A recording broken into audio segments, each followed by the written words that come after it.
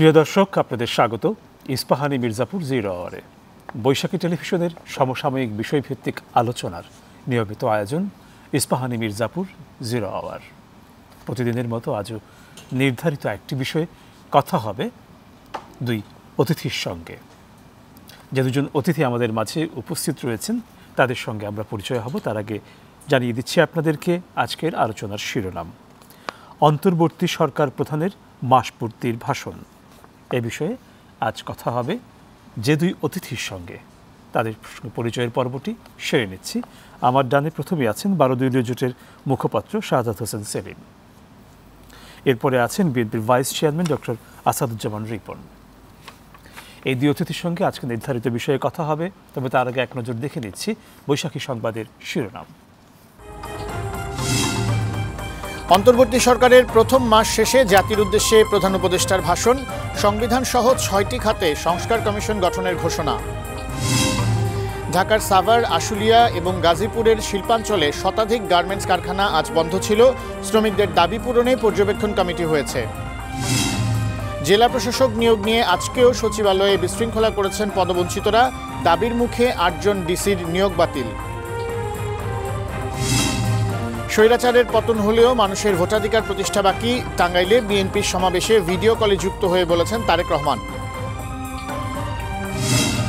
এবং রাজধানী জুড়ে দাপিয়ে বেড়াচ্ছে ব্যাটারি চালিত অটোরিকশা। বেপরোয়া গতির কারণে মূল সড়কে বিশৃঙ্খলা, যানজট, বাড়ছে দুর্ঘটনার আশঙ্কা।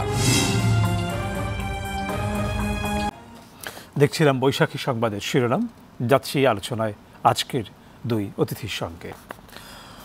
অন্তর্বর্তীকালীন সরকারের প্রধান উপদেষ্টা মাসপূর্তির ভাষণ আমরা যেদিন পেয়ে এলাম সেদিন প্রায় 34 মিনিট দীর্ঘ একটি ভাষণ, এবং সেখানে আমরা বিভিন্ন খাতভিত্তিক আগামীর যে চিন্তা এই অন্তর্বর্তীকালীন সরকারের সেটি শুনেছি যে মাসটি তারা পেরিয়ে এলেন সেই সময়কার যতগুলো কাজ ছিল, যত কর্মপরিধি ছিল, সেই সম্পর্কেও এক ধরনের অবহিতকরণের একটি চেষ্টা সেখানে ছিল।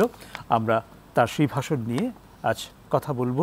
প্রথমে যাচ্ছি ডক্টর আসাদুজ্জামান রিপন, আপনার কাছে অন্তর্বর্তীকালীন সরকারের প্রধান উপদেষ্টার ভাষণ সম্পর্কে আপনার পর্যবেক্ষণ কিংবা মূল্যায়ন শুনব।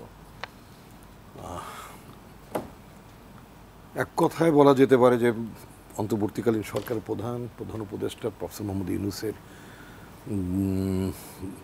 উনি যে বিষয়গুলো আলোচনা করেছেন একটু প্রথাগত ভাষণের নিঃসন্দেহে বাইরে, এবং জাতি প্রত্যাশা করছিল যে এ সরকারের পরবর্তী কর্মপরিধি কী হবে,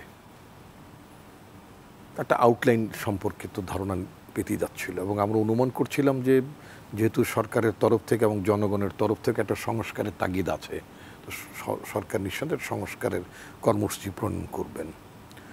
মোটা দাগে ঠিক আছে, নিঃসন্দেহে মোটা দাগে বলতে বুঝতে একটা মানে সাংবিধানিক সংস্কারের ব্যাপারটা ছিল। তো সাংবিধানিক সংস্কারের জন্য সাংবিধানিক সংস্কার কমিশনের মধ্য দিয়ে আমি একটা আসছি সাংবিধানিক সংস্কার কমিশনের মধ্য দিয়ে যেটা হলো যে বহুল আলোচিত, বহুল চর্চিত যে আপনার সংবিধান পুনর্লিখন বা নতুন করে লেখা যে ব্যাপারগুলো ছিল, একটা আলোচনা তো ছিল নিঃসন্দেহে, তাই না? যদি সাংবিধানিক কমিশনের মধ্যে দিয়ে যদি বর্তমান সংবিধানের বিচ্যুতি অথবা আপডেট হোয়াট এভার যাই বলি না কেন, অর্থাৎ যদি সংশোধনের ব্যাপার থাকে তাহলে এর মধ্যে পুনর্লিখন বা নতুন করে লেখার বোধহয় প্রয়োজন থাকছে না বোধহয়। তাহলে কি ধরে নিতে পারে যে আমরা যারা এই আলোচনাটা তুলেছিলেন আলোচনার চ্যাপ্টারটা বোধহয় ক্লোজ। তাহলে সংবিধান সংস্কারের জন্য যাকে দায়িত্ব মানে অত্যন্ত নির্ভরযোগ্য মানুষ, তিনি বিভিন্ন বিষয় তিনি কথা বলেছেন, সংবিধানের অসঙ্গতিগুলো নিয়ে তিনি কথা বলেছেন। I am talking about professor doctor সাদির মালিকের কথা বলছি।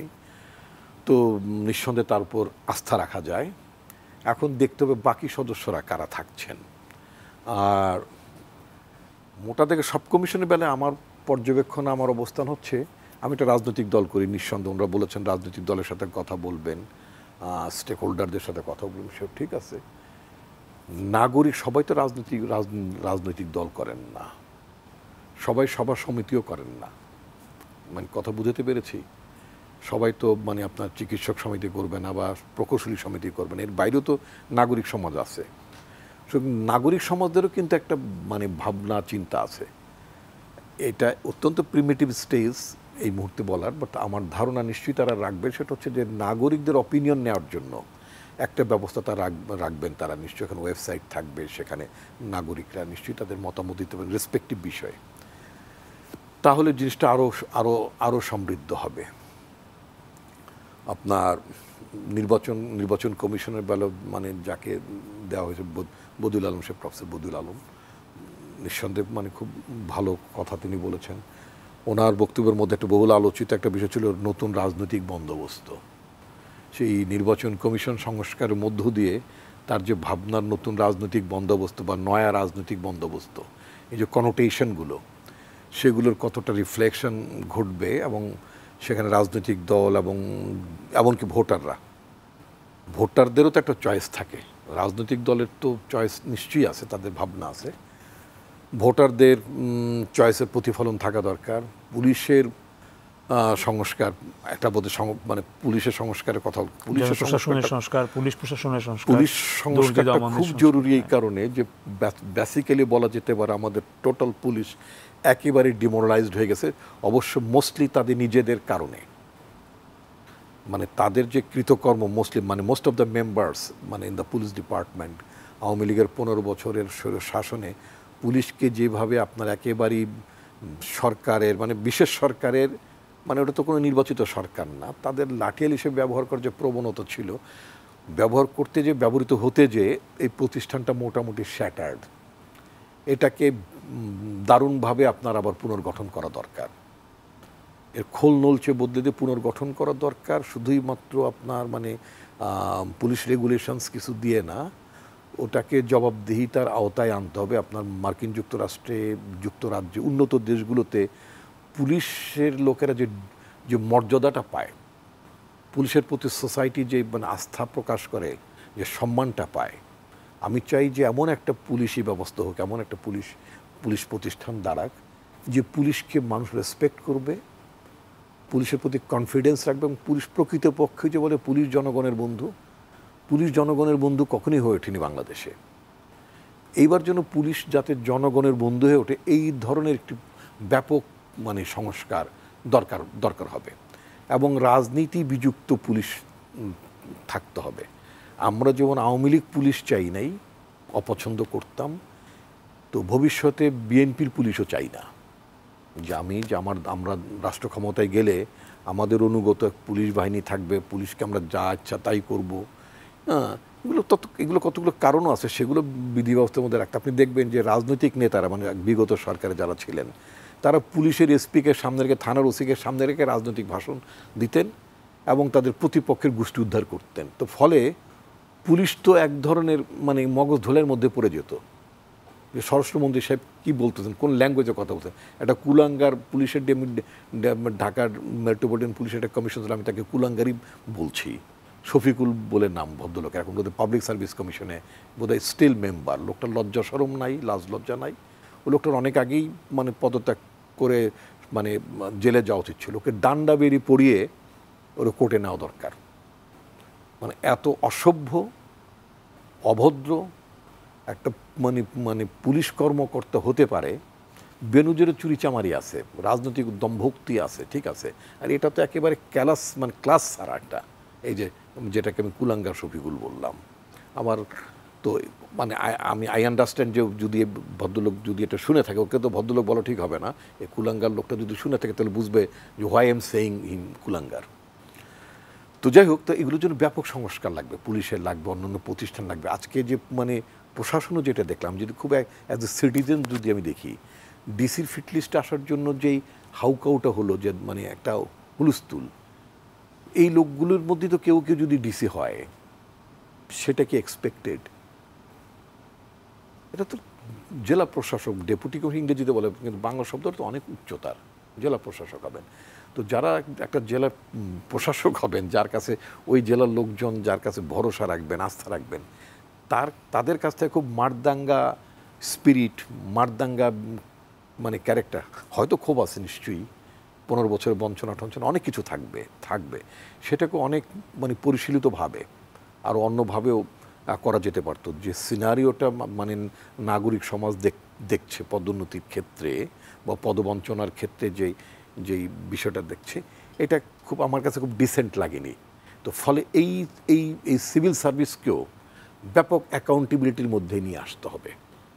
তাদের ছেলেমেয়েরা পুলিশের বলেন বিভিন্ন সার্ভিসগুলো তাদের ছেলেমেয়েরা বিদেশে পড়তে যায়, সহায় সম্পদের অধিকারী হয়। আমাদের নেতা, আমাদের পার্টির প্রতিষ্ঠাতা শহীদ রাষ্ট্রপতি জিয়াউর রহমান, উনি সিভিল সার্ভিসের ক্ষেত্রে একটা বিধি ইন্ট্রোডিউস করেছিলেন।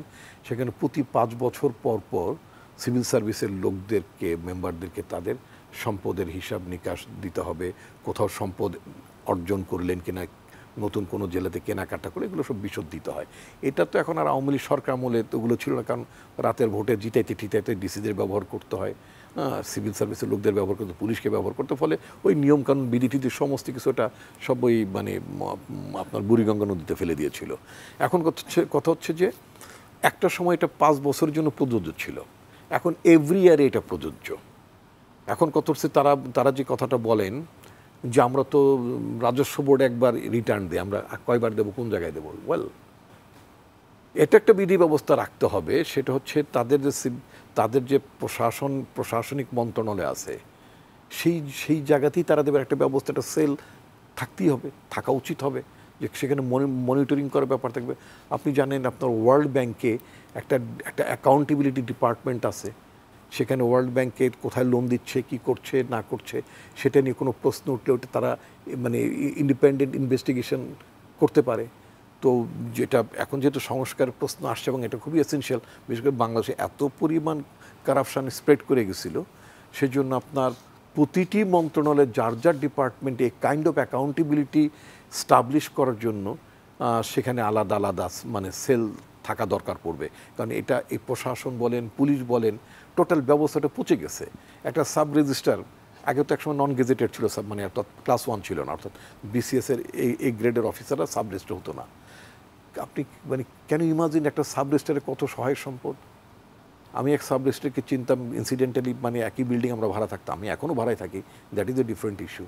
ওই সাব রেজিস্ট্রার আপনার প্রতি সপ্তাহে তার বাড়ি চিটাগং অবশ্য, তো তিনি ওই প্রতি সপ্তাহে তিনি চিটাগংয়ে যেতেন আসতেন, মানে ছুটি হলেই চলে যেতেন, মনে করেন হয়তো থার্সডেতে বিকেলবেলা চলে যেতেন, আবার সানডেতে এসে অফিস করতেন।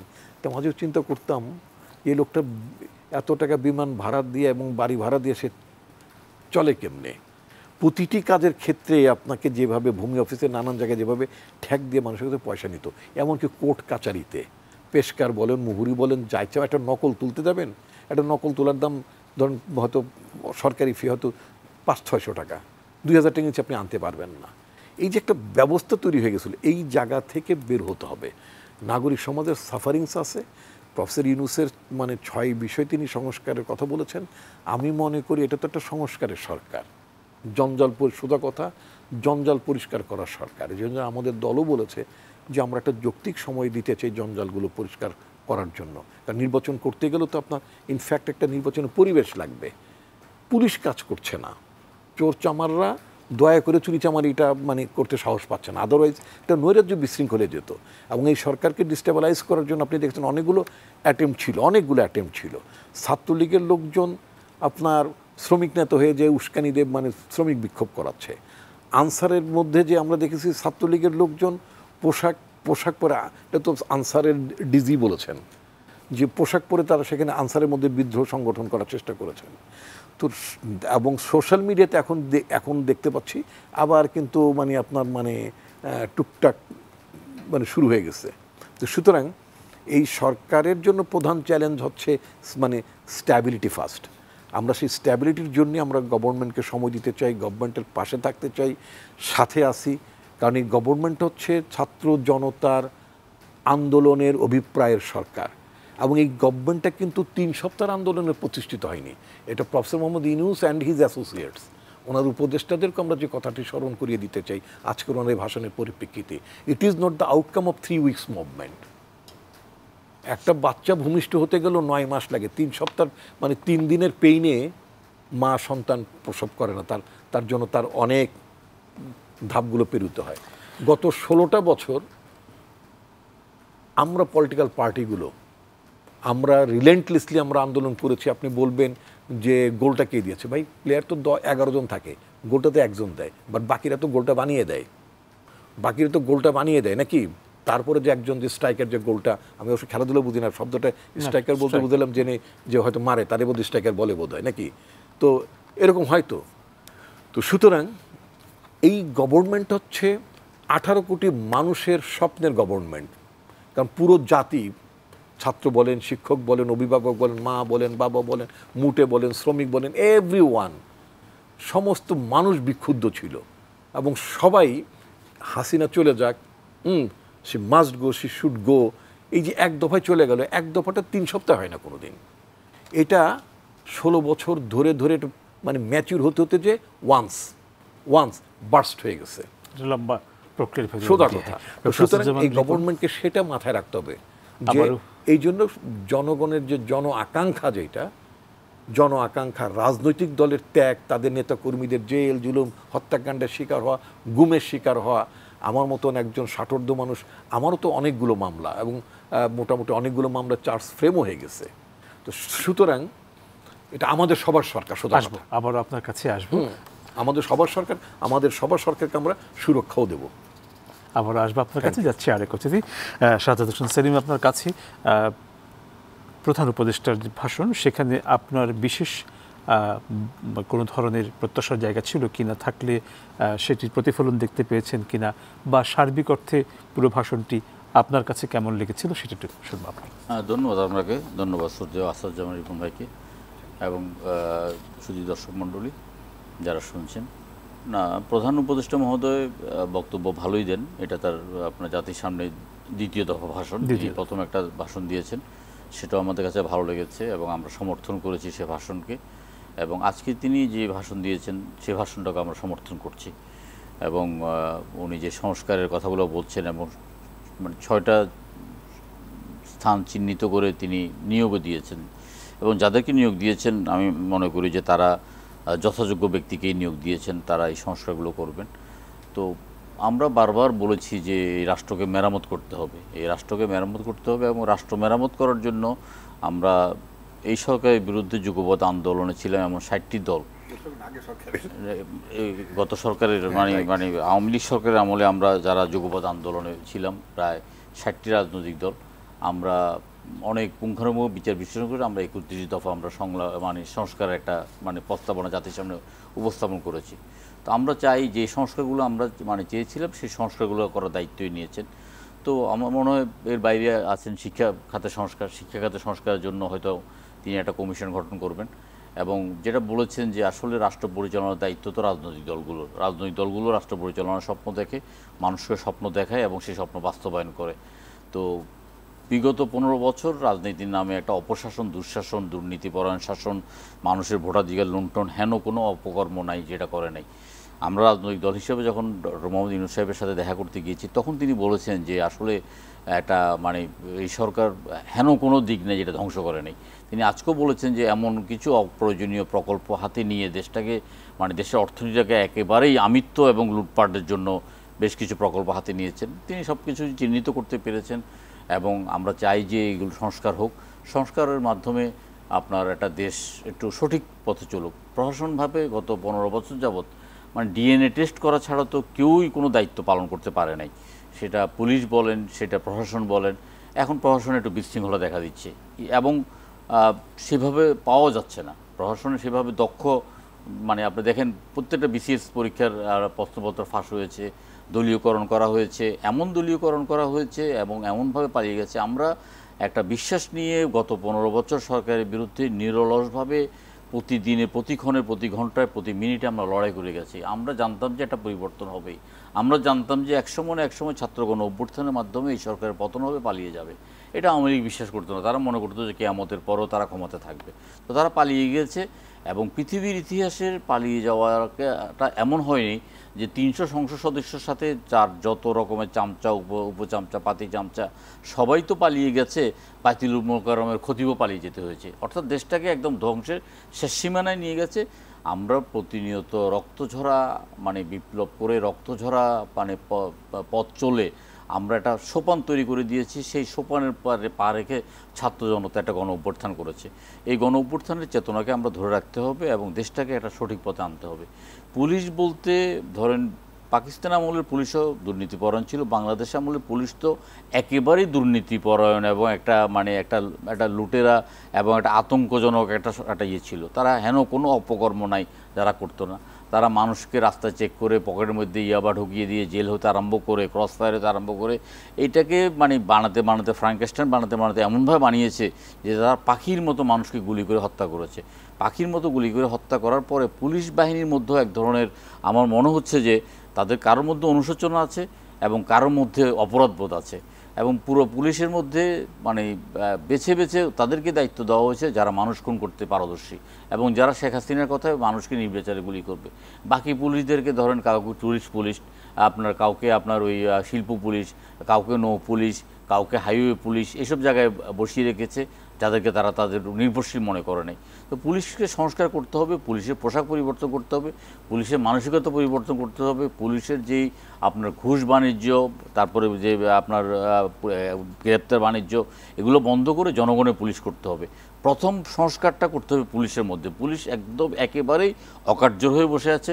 পুলিশের কার্যকরী অবস্থা আমরা গত 1 মাসও দেখতে পারিনি। স্বরাষ্ট্রমন্ত্রী মহোদয়কে বলবো যে আপনারা শক্ত হন, কঠোর হন এবং আপনারা আপনাদের উপর যে দায়িত্বটা আমরা ছাত্র জনতা দিয়েছি আপনাদের সেই ইমানি দায়িত্বটা পালন করেন। আপনারা ইমানি দায়িত্বটা পালন করতে কোথাও কোনো বাধাগ্রস্ত হলে সেটা আমরা ছাত্র জনতা আমরা দেখার জন্য তৈরি আছি। আমরা রাজনৈতিক দলগুলো আপনাদেরকে পর্যাপ্ত সময় দেওয়ার জন্য আমরা চিন্তা করছি।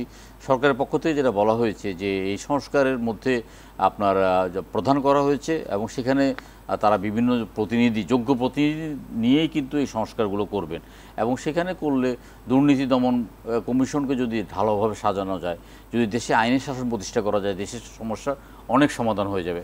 আর্থিকভাবে এই সরকার সংস্কার করার চেষ্টা করছে। আর্থিকভাবে এই সংস্কার কোথায় কোথায় দুর্নীতি হয়েছে এবং কিভাবে অর্থ লুটপাট করা হয়েছে সেগুলো চিহ্নিত করা হয়েছে।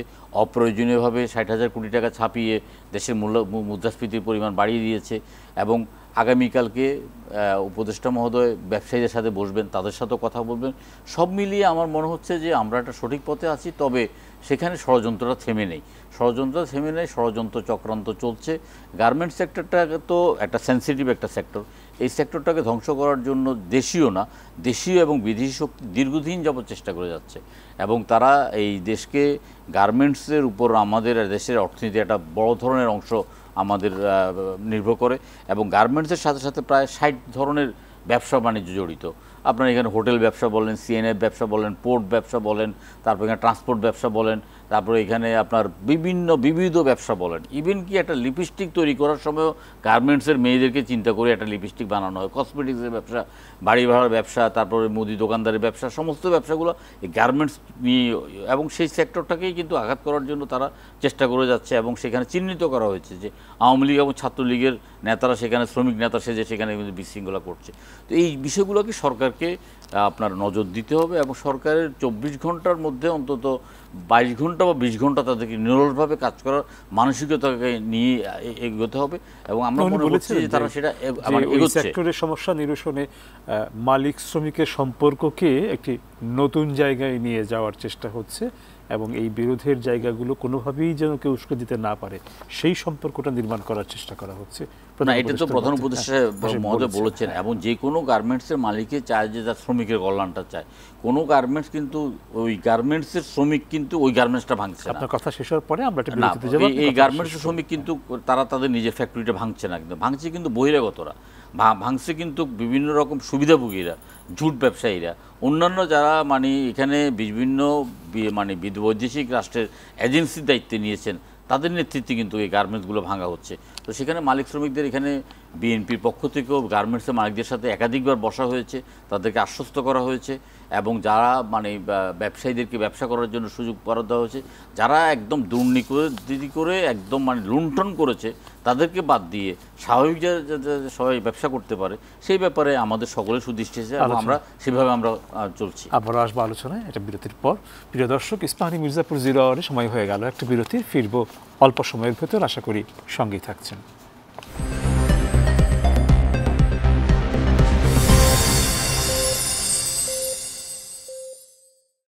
প্রিয় দর্শক, আপনাদের আবারও স্বাগত ইস্পাহানি মির্জাপুর 0 আওয়ারে। ধন্যবাদ বিরতির সময়টুকু আমাদের সঙ্গে থাকার জন্য। ফিরছি আলোচনায়।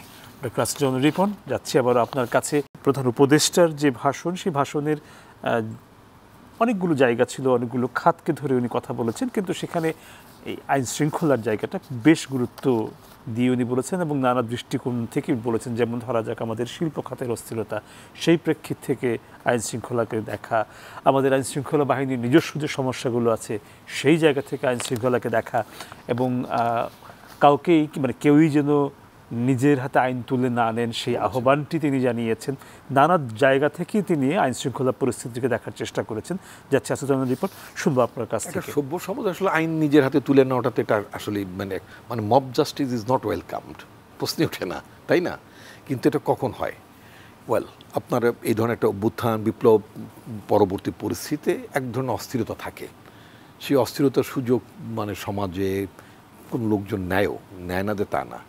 এটা আপনার সারা পৃথিবীতে যখন বিপ্লব সংগঠিত হয় তখন তারপরে দেখা যায় যে যারা অ্যানার্কি করে, বিপ্লব মানে পোস্ট রেগুলেশনে যারা অ্যানার্কি করে, সমাজে ঝামেলা সৃষ্টি করে, তখন তাদের কিন্তু বিচারের আওতায় আনা হয়। তো বাংলাদেশের সবচেয়ে এখন বর্তমান সরকার বা আমাদের রাষ্ট্রের, আমাদের সবার, আমাদের জনগণের জন্য সবচেয়ে বড় সমস্যা যেটা হয়ে গেছে, যেটা বললাম, যে পুলিশ একটা বড় প্রতিষ্ঠান, একটা সরকারের প্রধান ভিত্তি হচ্ছে জনগণ। রাষ্ট্রের জনগণের সমর্থনেই থাকতে হবে সরকারকে।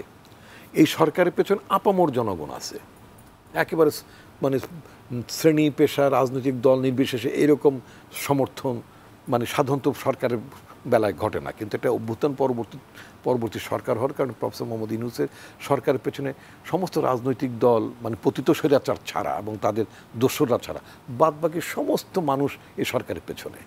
তো তাহলে এর পরের শক্তিটা কোনটা? এর পরের শক্তির আইন শৃঙ্খলার জন্য পরের শক্তিটা হচ্ছে পুলিশ। এই পুলিশকে যেটা আগের পার্টি বলেছি যে পুলিশকে এমনভাবে ব্যবহার করেছে যে আমার পুলিশ প্রতিষ্ঠানটা একেবারে ধ্বংস হয়ে গেছে।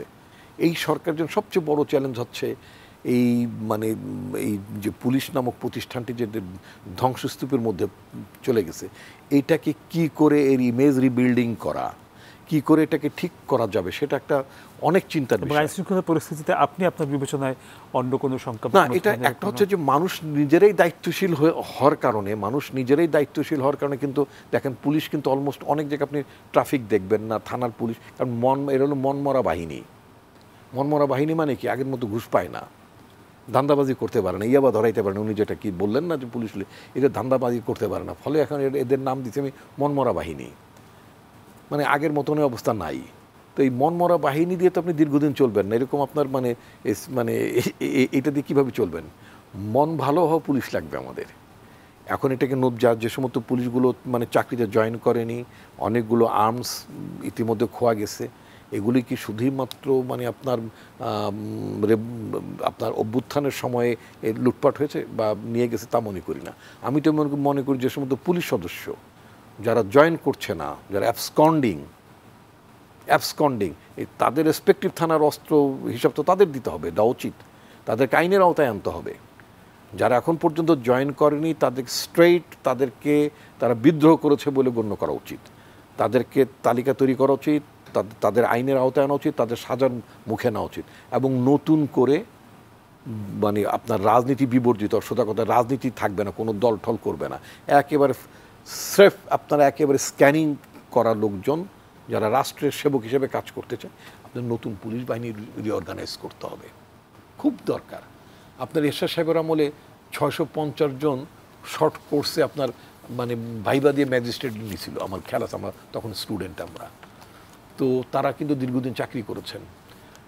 রাষ্ট্রের প্রয়োজনে আপনি আর্মি তো শর্ট কোর্স ছিল, 10 বছর চাকরি করতেন ওরা, মোস্টলি শর্ট কোর্সের লোকেরা মেজর হয়ে রিটায়ারমেন্টে যেতেন, ঢুকতেন দেরিতে, বেরোতেন, 10 বছর চাকরি করতেন। আর্মিতে শর্ট কোর্স ছিল, লং কোর্স এখন আছে, এখন শর্ট কোর্স বোধহয় নাই, আমি জানি না।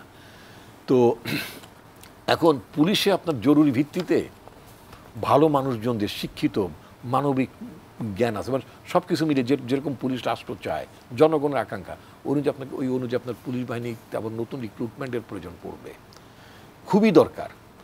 এবং এটা কিভাবে হবে প্রয়োজন বোধের পুলিশ সংস্কার কমিশন আছে, সেখানে যে বলবো, I have lot of ideas about other organs, এগুলো আপনার কথা শেষ হলে পরে আমরা আবার যাবো আরেক তো জ্যোতির কাছে। এখন আপনার যেটা একটা সবচেয়ে মানে আপনার বাজে দিকটা যেটা আমি দেখছি, গতকালকে আমাদের র্যাবের বাজে দিক বলতে আমাদের রাষ্ট্রের বিরুদ্ধে এক ধরনের প্রচারণা ইন্টারন্যাশনালি একটা ক্যাম্পেইন হচ্ছে। এই ক্যাম্পেইনটার উদ্যোক্তা হচ্ছে ইন্ডিয়া এবং মোদি তার সরকার। তারা কি বলছে যে বাংলাদেশে সরকার বদলের পরে নাকি একটা মানে মানে উগ্রপন্থার উত্থান ঘটেছে। কোথায় তার উগ্রপন্থার উত্থান দেখলেন? বাংলাদেশের আমাদের ছেলে মেয়েদের যে দেয়াল লিখন চমৎকার, যে গ্রাফিতি চমৎকার। আমার তো মানে আগের মতো বয়স নেই, তারপর আমি একটা দুর্ঘটনার মধ্যেও পড়েছি, মানে পায়ে ব্যথা পেয়েছি, নাহলে আমি হেঁটে হেঁটে এই স্লোগানগুলো আবার লিখতাম আমি, যে আমাদের ছেলেমেয়েরা কী কী স্লোগান লিখেছে। চমৎকার, এত চমৎকার স্লোগান, এর মধ্যে কোথায় তারা আপনার মানে উগ্রপন্থা বলতে বোঝাচ্ছে, আমি যেটা বুঝি তারা মানে মানে আপনার ইসলামিস্ট ফোর্সেসদের উত্থানের কথা তারা বলতে চেয়েছেন। তারা নিশ্চয়ই এখানে আপনার চে গুয়েভারা পন্থীদের উত্থানের কথা নিশ্চয়ই বোঝাতে চাননি। তো আমার কথা হচ্ছে যারা অভিযোগটা করছেন তার দেশেই তো আপনার সবচেয়ে বড় উগ্রপন্থা আছে, মোদির দেশে উগ্রপন্থা আছে।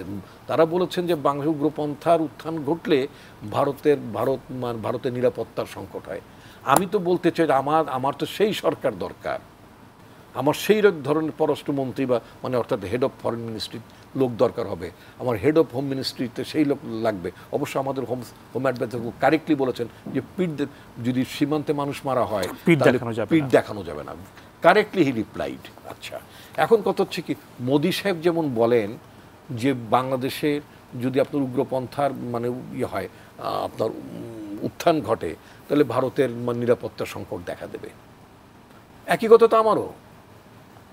আমি তো এই কথাটা, আমি যদি বাংলাদেশের সরকারের প্রধান হতাম, আমি তো এই কথাটি আমি ভারতকে মনে করিয়ে দিতে চাইতাম, বা আমার প্রতিবেশী দেশগুলোকে মনে করিয়ে দিতে চাইতাম যে তোমার দেশে উগ্রপন্থার যদি মানে উত্থান ঘটে এবং তারা যদি নারিজড হয়, তাহলে আমার দেশের নিরাপত্তা, আমার দেশের জনমানুষের মধ্যে অসন্তোষ দেখা দিতে পারে।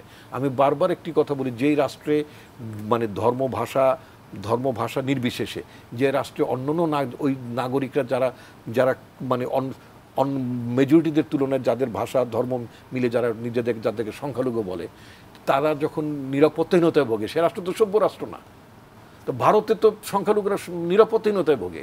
ওখানে এক টুকরা মাংস ফ্রিজে গরুর গোশত আছে কিনা খুঁজতে, যে মানে প্রাইভেট বাহিনী যে হামলা করে মারধর করে মানুষ পিটিয়ে মেরে ফেলে, ব্যাগের মধ্যে কেউ মানে গরুর গোশত নিয়ে যাচ্ছে কিনা, আমার দেশে কেউ মানে আপনার মানে কচ্ছপ বা কাসিমের মাংস কেউ বহন করে যাচ্ছে কিনা, কেউ শুকরের মাংস বহন করে যাচ্ছে কিনা, আমি কি সেটা খুঁজতে যাই? আমার দেশের মানুষ খুঁজছে। দেখেছেন কোনো দিন বাংলাদেশের ধরনের ঘটনা ঘটেছে? নিশ্চয়ই ঘটে। ইট ইজ ইন্ডিভিজুয়াল চয়েস, কে সিঁদুর পরবে, কে মাথায় টুপি দেবে, কে ঘোমটা দেবে, কে নেকাব পরবে বা হিজাব পরবে, it is the individual choice. আমেরিকার প্রেসিডেন্ট বারাক ওবামা সাহেবকে দেখেছে এবং অন্যদের দেখেছে, তারা বাইবেলের উপর শপথ করে তারপরে তারা ইয়ে করেন, কি বলে আপনার প্রেসিডেন্ট হন, দায়িত্ব গ্রহণ করেন। এইবার যখন আমি আজকে মানে একটা চ্যানেলের মানে সাংবাদিক, নামটা উচ্চারণ করতে চাই না, তিনি তার ফেসবুকে মানে প্রধান উপদেষ্টার শপথের পরে মানে উপদেষ্টা শপথের পরে তিনি লিখেছেন এরকম শপথ হলো, কিন্তু সেখানে শুধুমাত্র কোরআন তেলাওয়াত হয়েছে, বাইবেল গীতা এগুলো তেলাওয়াত হয়নি। আমি ওই সাংবাদিক আওয়ামীপন্থী ওই সাংবাদিকদেরকে বলতে চাই যে ভারতে কি মানে আপনার গীতা পাঠের পরে কোরআন তেলাওয়াত থেকে শুরু করে বাইবেল পাঠ থেকে শুরু করে আদার অন্য কিছু পাঠ হয় কি না, সেখানে প্রশ্ন তুলেছেন না। বারাক ওবামা সাহেব যখন বাইবেল নিয়ে শপথ করেন, সেখানে কি কোরআন শরীফও থাকে কিনা, সেখানে কি ত্রিপিটক থাকে কিনা, সেখানে গীতা থাকে কিনা, অন্য ধর্ম বলবেন অনেকের নাম আমি জানি না, এটা আমার লিমিটেশন। আমাদের তো এখন যদি তা যদি না থাকে, তাতে করে যদি আপনার বারাক ওবামা অথবা ট্রাম্প অথবা মিস্টার বাইডেন যদি উগ্রপন্থার প্রতিনিধি না হন, মৌলবাদী যদি না হন, তাহলে আমার দেশে হলে আমি মৌলবাদী হয়ে গেলাম। সাধারণত মেজরিটি পিপলের যে ভাষা, সেই দেশে সেই ল্যাঙ্গুয়েজটা হয়। ইন্ডিয়াতে আপনার যেমন হিন্দি ভাষায় মেনলি মানুষ কথাবার্তা বলে, অনেক রাজ্যে নানা ভাষায় কথা বলে। আমার দেশে তো মোটামুটি ম্যাক্সিমাম লোক বাংলা ভাষায় কথা বলে। তো আপনার আমেরিকার লোকেরা যারা, তারা তো মেজরিটি পিপুল তো ওখানে নিয়ে কি বলে, তারা মানে আপনার মানে কি বলে এটাকে, তারা তো খ্রিস্ট ধর্মাবলম্বী, তাদের গ্রন্থের নাম বাইবেল, তাদের প্রেসিডেন্ট বাইবেল নিয়ে শপথ শপথ করেন। তো এইটার মধ্যে দোষ খোঁজার দরকারটা কি? দোষটা দেখতে হবে রাষ্ট্র তার নাগরিকদের প্রতি সাম্য প্রদর্শন করছে এখানে সেই জায়গাটিতে তার রাষ্ট্রের নাগরিকরা হিন্দু মুসলমান বৌদ্ধ নির্বিশেষে প্রতিটি নাগরিক মানবিক মর্যাদা রাষ্ট্রে এনজয় করছেন কিনা প্রশ্ন তুলবেন সেইখানে। এবং আমরা সমস্ত নাগরিকের জন্য ধর্ম ভাষা নির্বিশেষে সকল নাগরিকের মানবিক মর্যাদা তার যে পার্সোনাল ডিগনিটি সেটার প্রতি আমরা খুচরা জিনিসের প্রতি উস্কানি দিয়ে বাংলাদেশে যে একটা ভ্রাতৃত্ব আছে সব মানে বাংলাদেশ একটা ধর্মসহিষ্ণু রাষ্ট্র, এখানে সমস্ত আজে বাজে কথাবার্তা কেন বলা হচ্ছে? এবং সবচেয়ে আমি সবচেয়ে ব্যথিত হয়েছি আরেকটি কারণে, আমি সাধুত আপনার কাছে আমি 1 মিনিট নিই না। আচ্ছা, আমি খুব ব্যথিত হয়েছি নরেন্দ্র মোদী তো বলছেনই ভালো কথা, উনি বলবেন, উনি তো একটা উগ্রপন্থার লোক, উনি তো নিজেই আপনার মানে একটা মৌলবাদী, সোজা কথা, হিন্দু ফান্ডামেন্টালিস্ট পার্টির নেতা, তাদেরই তিনি নেতা। ভারতের যে মানে অপোজিশন যেটা পার্লামেন্টে রাহুল গান্ধী, তিনি মার্কিন যুক্তরাষ্ট্রে আছেন। আমি তো স্টেটমেন্ট পড়লাম সাংবাদিকদের সাথে, নিউ ইয়র্ক টাইমসে তিনি কথা বলেছেন, সেখানে দেখলাম তিনি একই কথা বলেছেন যে বাংলাদেশের উগ্রবাদের উত্থান নিয়ে ভারত শঙ্কিত।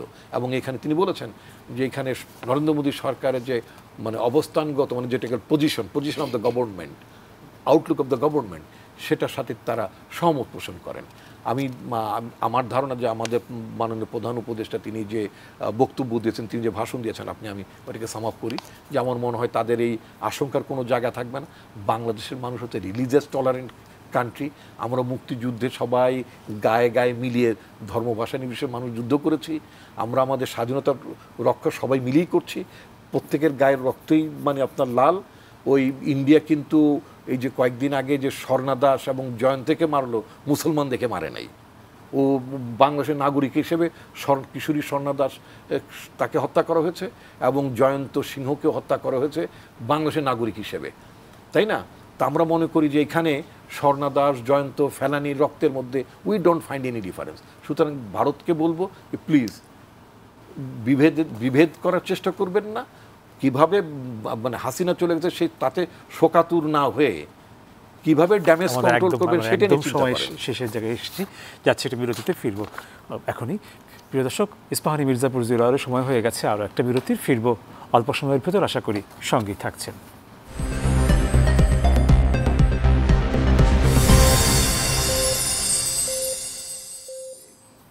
প্রিয় দর্শক, আপনাদের আবারও স্বাগত ইস্পাহানি মির্জাপুর 0 আওয়ারে। ধন্যবাদ বিরতির সময়টুকু আমাদের সঙ্গে থাকার জন্যে। আবারও ফিরছি আলোচনায়।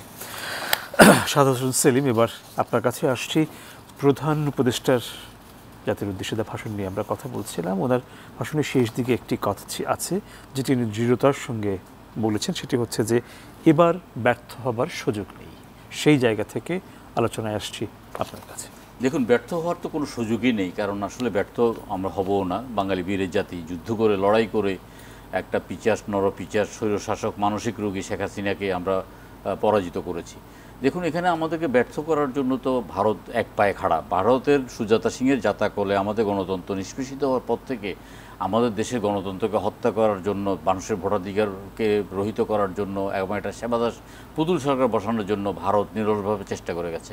গত নির্বাচনে যখন আমরা দেখেছি যে এই ভারতের কারণেই আমার জনগণ ভোট দিতে পারছে না এবং এই ভারতের কারণেই এই সরকার টিকে আছে এবং ভারতকে উজাড় করে সব কিছু দিচ্ছে, তখন কিন্তু আমরা বলেছি যে আমরা ভারতীয় পণ্য বর্জন করার জন্য আমরা ভারত দলের পক্ষ থেকে আমরা নিরলসভাবে আমরা কাজ করে গেছি। আমরা ভারতের জনগণকে বলেছি যে আপনারা উপলব্ধি করেন এই মানে নেপাল কেন ভারতের বিরুদ্ধে, পাকিস্তান কেন ভারতের বিরুদ্ধে, শ্রীলঙ্কা কেন ভারতের বিরুদ্ধে, মালদ্বীপ কেন ভারতের বিরুদ্ধে, আফগানিস্তান কেন ভারতের বিরুদ্ধে। অর্থাৎ ভারতের যে দাদাগিরি এবং ভারতের যে কর্তৃত্ববাদী যেই ব্যবস্থাটা, সেটার বিরুদ্ধে আমরা সবসময় কথা বলেছি। এখনও ভারত ধরুন, আমরা তখন বলেছি ভারতীয় প্রোডাক্ট যেটা সবচেয়ে বড় প্রোডাক্ট হলো শেখ হাসিনা, আমরা শেখ হাসিনাকে বিতাড়িত করবো। এই শেখ হাসিনা বিতাড়িত হয়ে ইন্ডিয়া যাওয়ার পর থেকে ভারত নানাভাবে চেষ্টা করছে আমাদের সরকারকে ব্যর্থ করার জন্য, আন্দোলন করার জন্য। এমনকি আপনার এই যে রাজনাথ সিং গত পরশুদিন তিনি যে উদ্ধত্তপূর্ণ বক্তব্য দিয়েছেন, গতকালকে আমরা এটা প্রতিবাদ সভা করেছি। আমরা বলেছি পররাষ্ট্র মন্ত্রণালয়কে হাই কমিশনারকে ডেকে এটা করা প্রতিবাদ করার জন্য।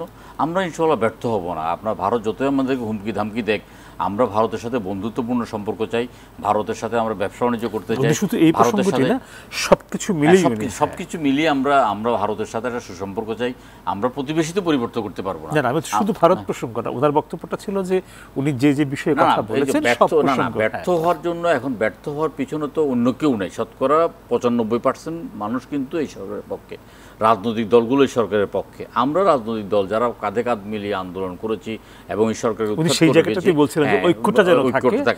দেখুন, এই ঐক্যের ডাক দিয়েছে জনাব তারেক রহমান 2022 সালের 28শে মার্চ। তিনি বলেছেন যে এই সরকারের বিরুদ্ধে যারাই আন্দোলন করবে, নির্বাচন করবে, সেই নির্বাচনে জয় হোক বা পরাজিত হোক, সবাইকে নিয়ে রাষ্ট্র মেরামত করার জন্য সবাইকে কাজে লাগানো হবে।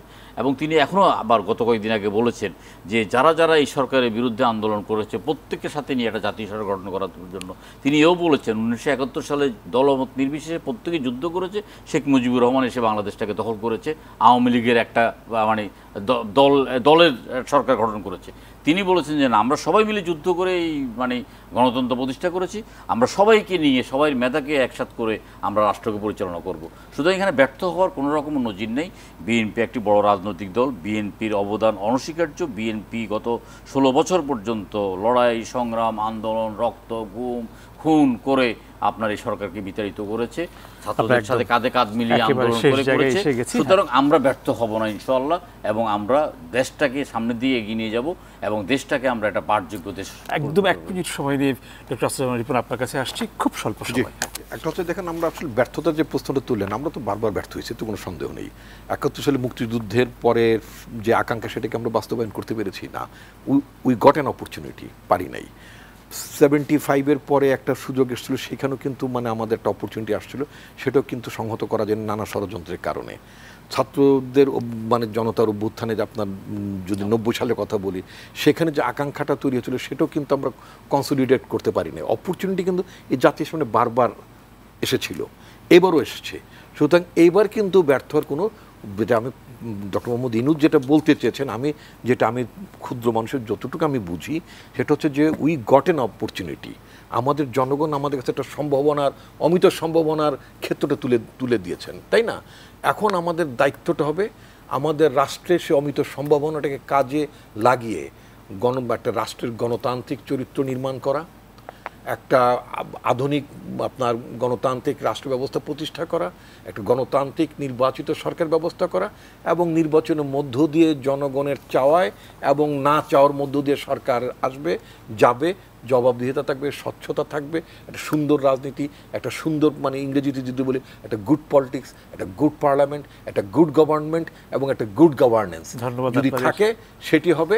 যদি করতে পারি তাহলে ব্যর্থতার কোনো সুযোগ থাকবে না। দুজনকে ধন্যবাদ অংশ নেওয়ার জন্য। প্রিয় দর্শক, আপনাদেরকে ধন্যবাদ দীর্ঘ সময় ধরে আমাদের এই আলোচনার সঙ্গে থাকার জন্য। কাল আবারও দেখা হবে, কথা হবে অন্য কোনো প্রসঙ্গে। সে পর্যন্ত সবাই ভালো থাকুন, সুস্থ থাকুন, শুভরাত্রি।